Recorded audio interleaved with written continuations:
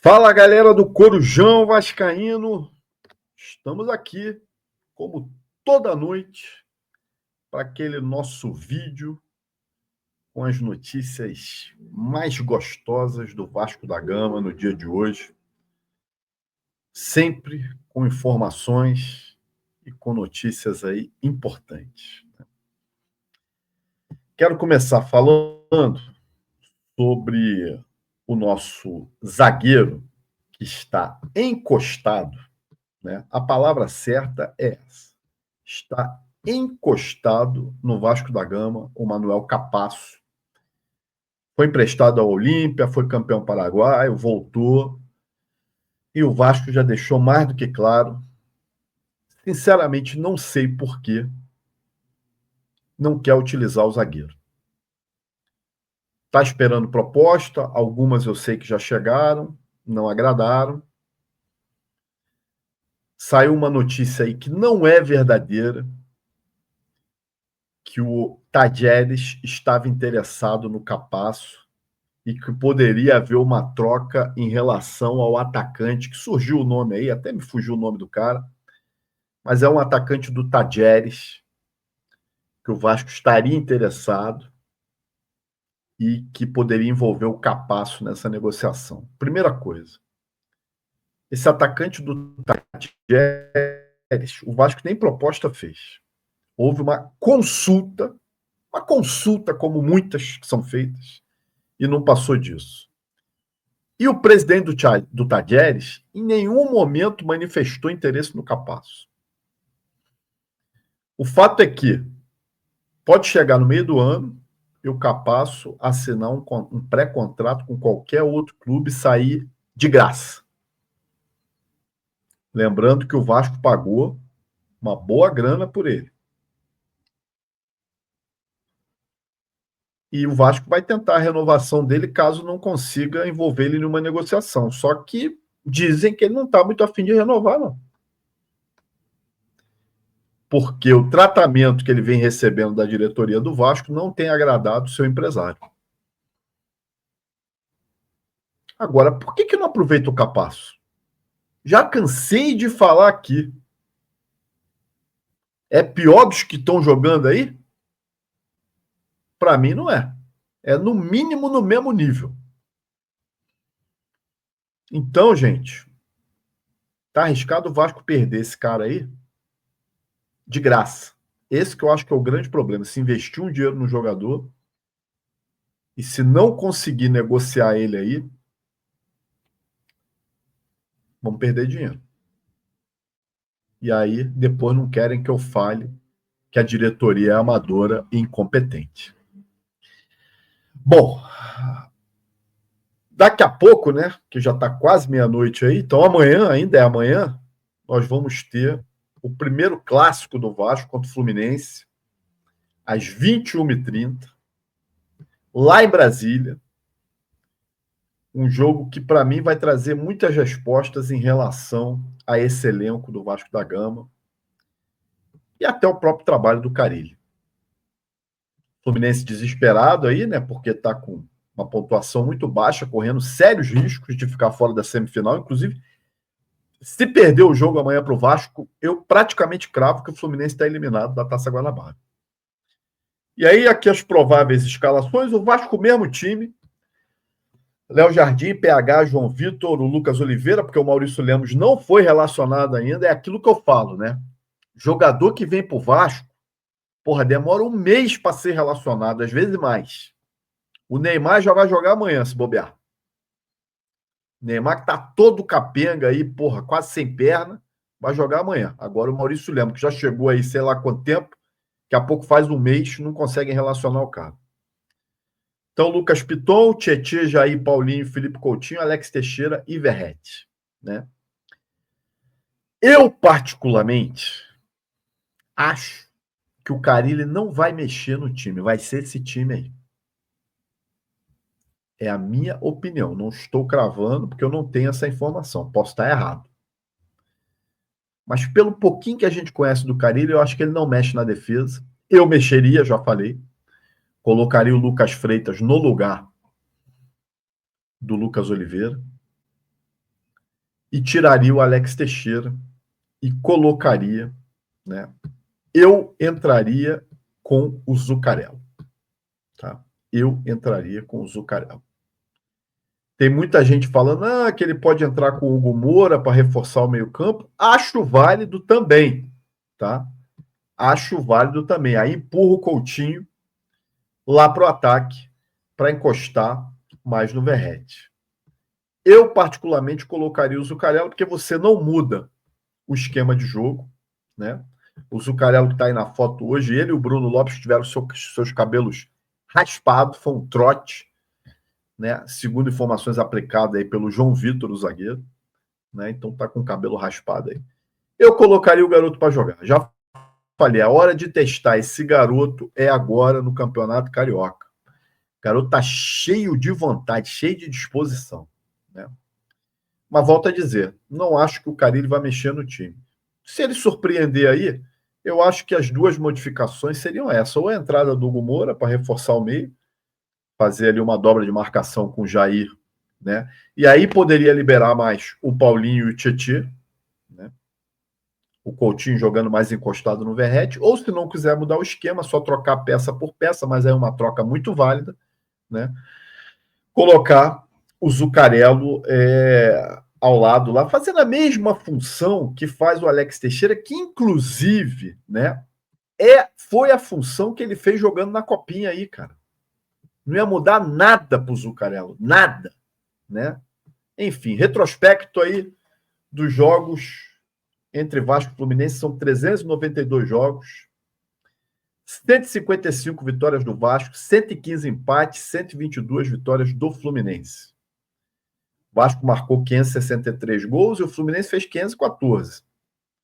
Né? Você vê, a gente tem um número de vitórias considerável, né, a mais, mas o número de gols não é tanto assim, né?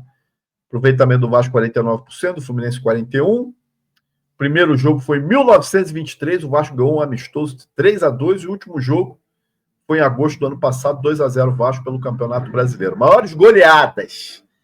O Vasco meteu um 6-0 em 1930 no Campeonato Carioca e tomou um 6-2 no Campeonato Carioca de 1941. Então, nós temos aí uma vantagem no retrospecto em relação ao Fluminense. Eu quero trazer aqui duas notícias, né, de forma aí até exclusiva aqui do Corujão. A primeira diz respeito ao nosso zagueiro, o João Vitor, tá?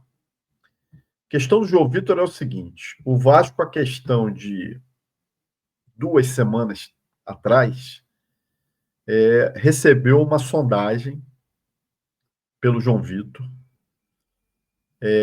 Eu não vou divulgar o time ainda, porque eu estou para confirmar isso, mas a sondagem existiu. E esse time vai fazer uma proposta, é um time de fora, não é um time brasileiro, para levar o João Vitor. E provavelmente pode envolver algum jogador também. Tá? De repente, uma troca, mais uma grana. O Vasco não se opõe a negociar o João Vitor. Não se opõe. E já mira alguns zagueiros para reposição. Zagueiros esse do mercado interno. Tá? Então, se essa proposta realmente acontecer em relação ao João Vitor, o Vasco não vai se opor na venda. Eu também, com toda sinceridade, se vem uma grana para livrar o que se gastou com ele, que foi caro pra caramba, zagueiro de mais de 40 milhões, né? Ou se vem uma grana e um jogador que a gente saiba que vai ser bem aproveitado aqui, cara, aqui, ó, não pensa duas vezes, se livra, porque é um pé de rato, é um enrolado, é um atrapalhado na zaga, que pelo amor de Deus, cara. E a outra notícia, essa muito exclusiva nossa aqui, né, diz respeito a um jogador que o Vasco está sondando, né? Vou colocar ele aqui na tela. E provavelmente vocês não conheçam esse jogador. Esse jogador chama-se Daniel Mancini, tá? Daniel Mancini. É um ponta-direita argentino, tá? Jogador de 28 anos, né? Joga como já atuou também de ponta esquerda, é um meia ofensivo, avaliado atualmente em 3 milhões de euros, né? Jogador que está atuando no Panathinaikos, né? Lá da Grécia. É um jogador que tem uma carreira aí que começou, né, lá no New Old Boys da Argentina, ele já passou pelo Bordeaux, já passou pelo Tour da França, pelo Auxerre, né? E nesse momento já passou por outros times gregos e está lá no Panathinaikos, né? E o Vasco fez uma sondagem, né, com esse jogador.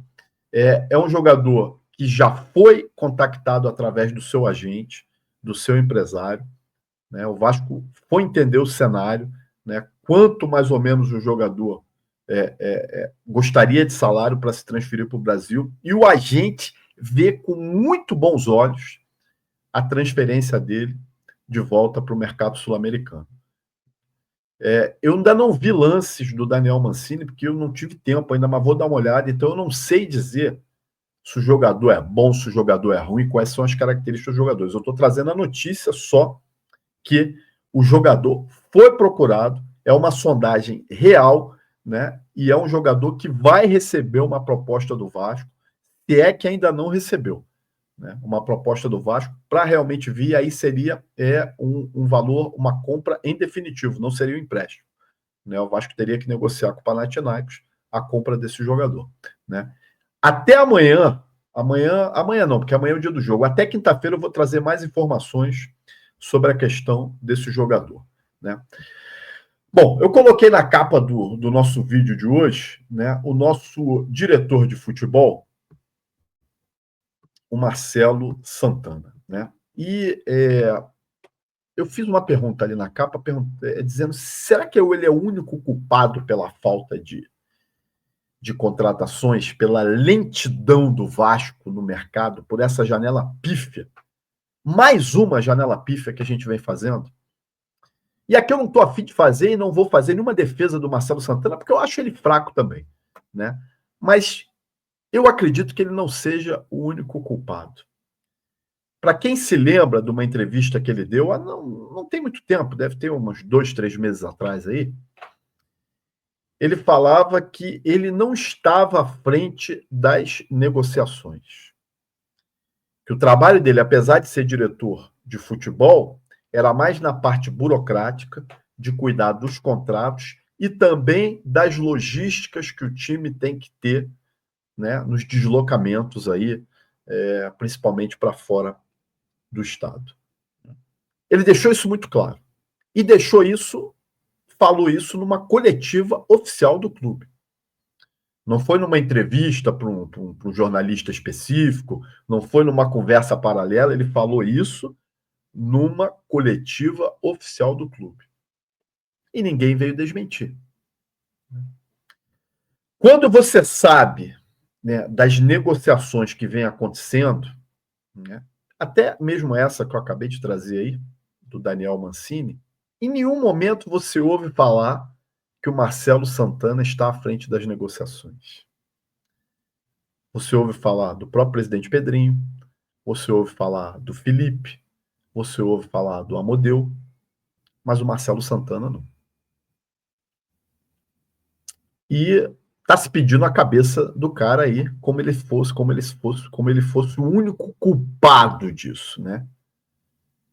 E no meu entender, ele pode ter a sua parcela de culpa sim, mas longe de ser o único culpado.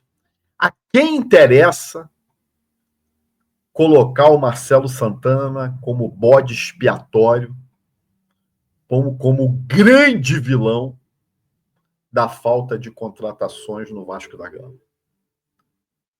Interessa alguém dentro do clube, interessa a pessoas que, que a gente sabe, né? Cobrem o clube, mas são, né, partidários da gestão Pedrinho. Interessa ao grupo político que comanda o Vasco. O que me parece é que estão botando ele para fritar, né? Oferecendo ele para os leões e protegendo os verdadeiros culpados. Essa é a minha análise em relação ao Marcelo Santana. Volto a dizer, nenhum tipo de defesa, porque eu acho que todos que estão lá, né, nessa administração, pelo menos em relação a contratações, a reforçar o nosso clube, para mim todos têm culpa, em graus diferentes. Mas eu não posso acreditar que o Marcelo Santana seja o único culpado. Com certeza, na minha visão, o verdadeiro culpado está sendo escondido, né, nessa fritura que estão querendo fazer com o cara aí. Se você gostou desse vídeo, peço mais uma vez que deixe seu like, se inscreva no nosso canal, compartilhe, vire membro do Corujão para participar aí do nosso grupo do WhatsApp, das nossas lives de membro. Amanhã temos o jogo Vasco Fluminense, logo após o jogo vou colocar um vídeo aí falando do jogo, né? E se Deus quiser, de uma grande vitória do Vascão. Um abraço, gente. Até a próxima.